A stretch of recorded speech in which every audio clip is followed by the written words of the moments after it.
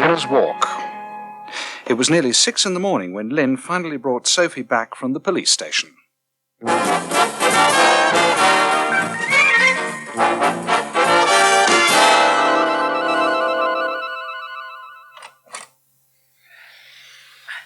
It's all right. You can turn the light on. Oh. Did we wake you? Haven't been to sleep yet. Oh, we've been away for hours. You think I'd start snoring the minute you're gone? How is she? How'd you be after all that? She's just had a bath. First time she's been able to wash since it happened. And now she's in bed, eh? Yeah. Aye. I'll tough Bill out of his room. He's on the sofa in there. Alexis had company tonight. Oh. I'm too tired to think about Alexis.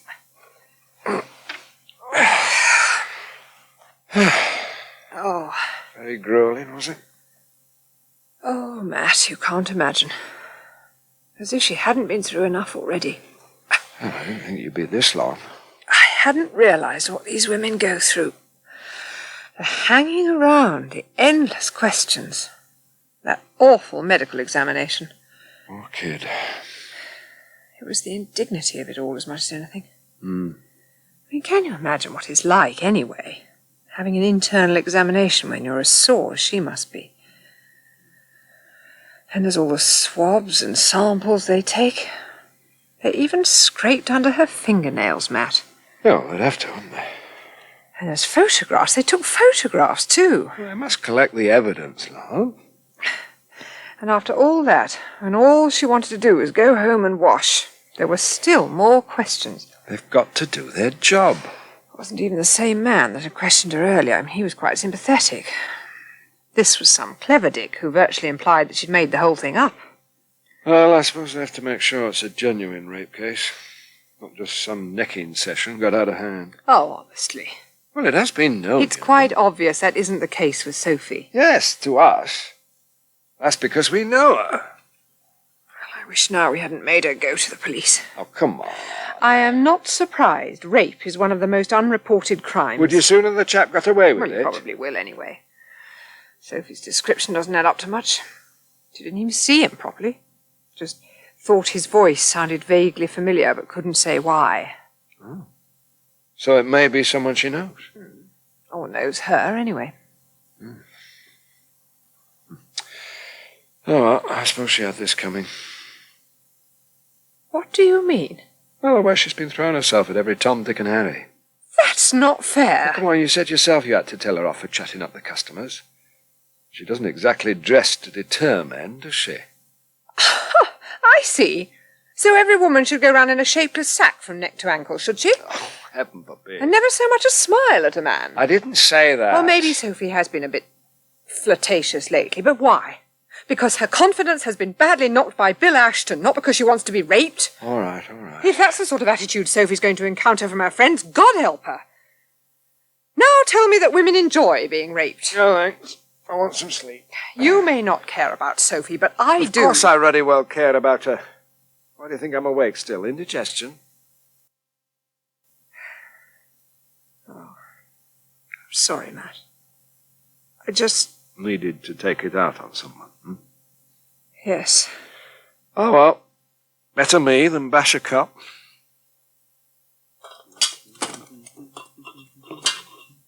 Someone's feeling cheerful. Morning, Bill. Just dumped the vegetables. Great. I was wondering where they got to.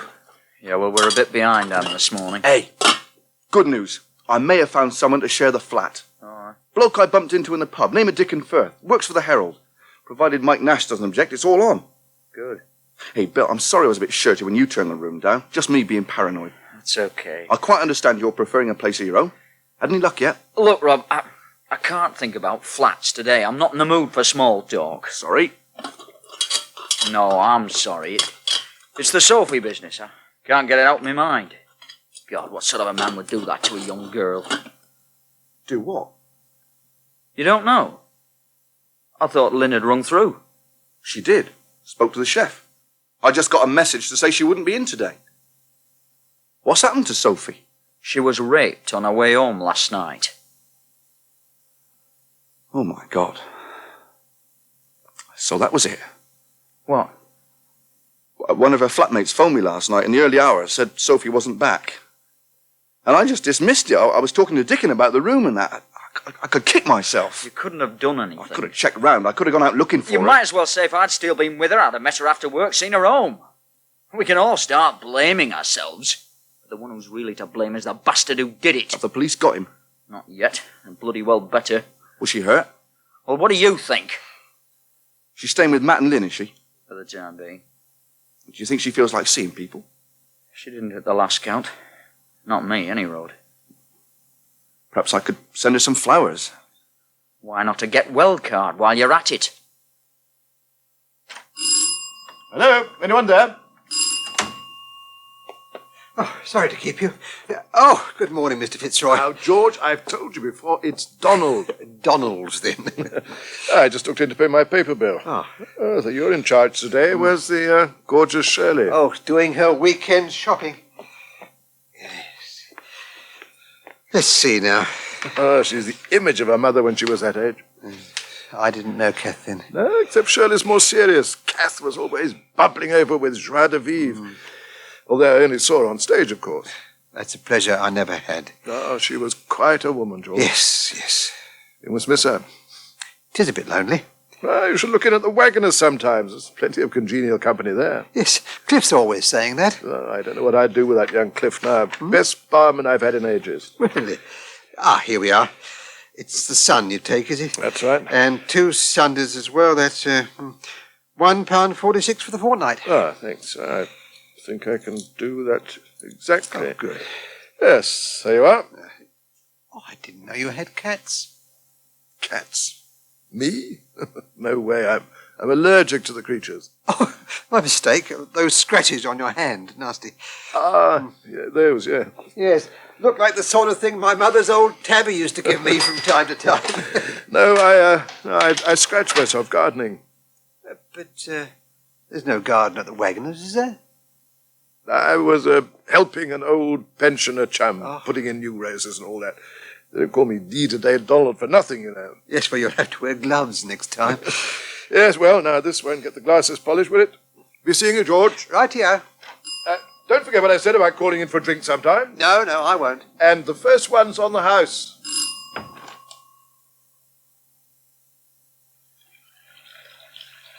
Sophie? I'm in here. Oh, I thought I heard you around. It is all right for me to have another bath, isn't it? Yes, of course. I feel I want to lie and soak forever. Did you manage to eat any breakfast? Not much. My stomach's all in knots still. Now, that's hardly surprising. I rang Ben just now. He said he'd look in on his rounds. Oh, thanks. What did he say when you told him? And he was horrified, naturally, and very concerned. I hope he won't tell anyone. Of course he won't. He's a doctor. But he's also family. He'd only tell them if you wanted them to know. No, I'd hate them to. Oh, they'd die. I don't suppose they would, you know. Ben thought you might be worried about the risk of pregnancy.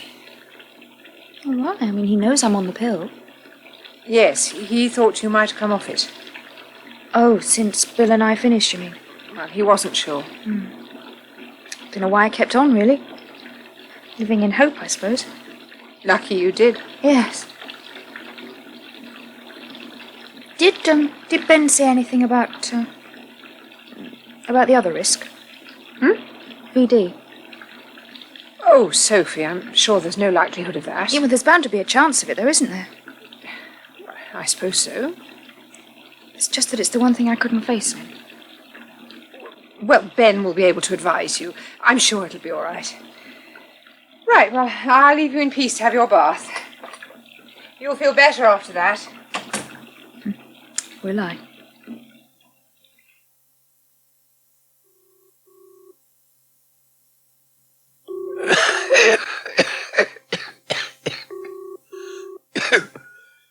Turner's shop, can I help you?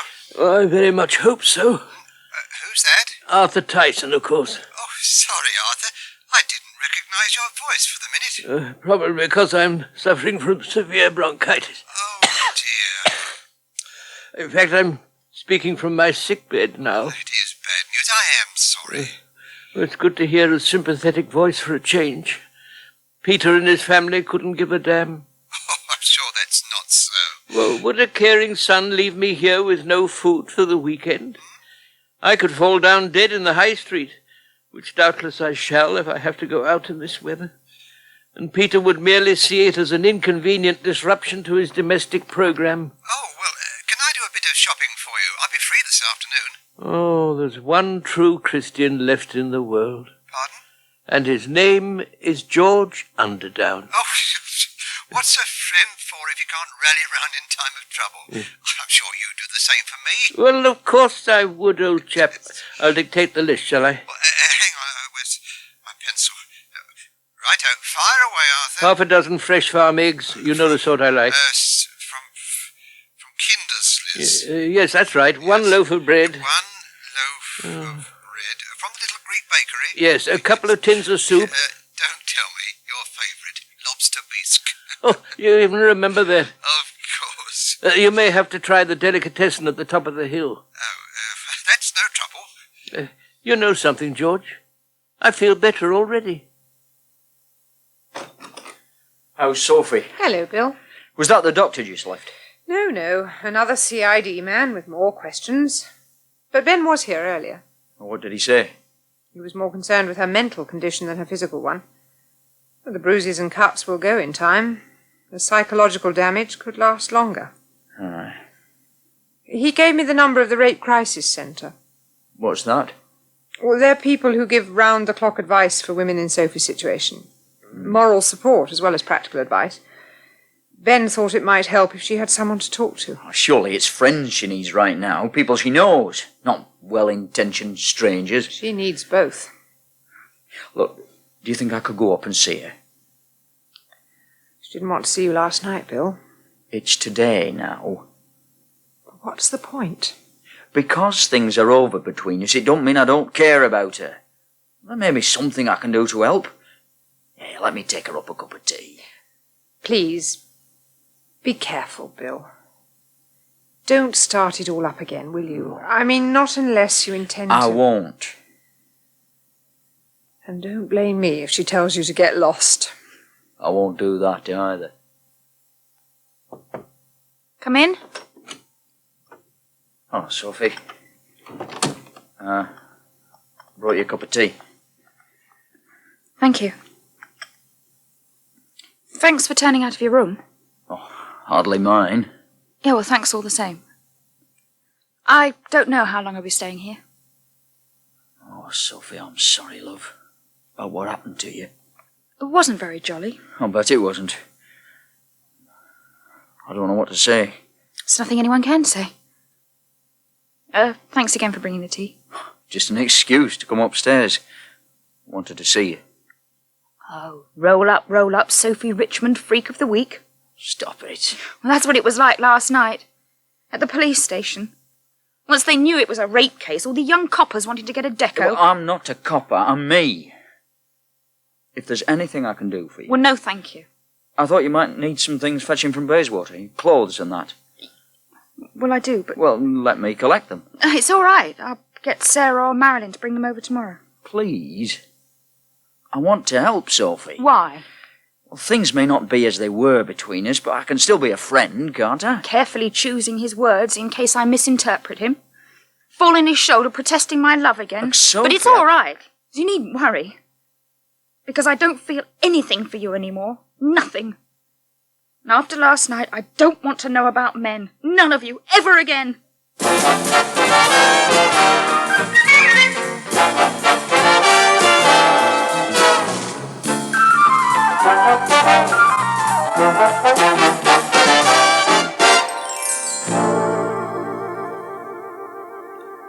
You can hear the next episode of Waggoners Walk on Monday afternoon at 5:05 here on Radio 2. And meanwhile, there's another chance to hear that episode on Monday at 12:15. Waggoners Walk this week was written by Jill Hyam and Alan Downer and directed by Anton Gill and David Johnston.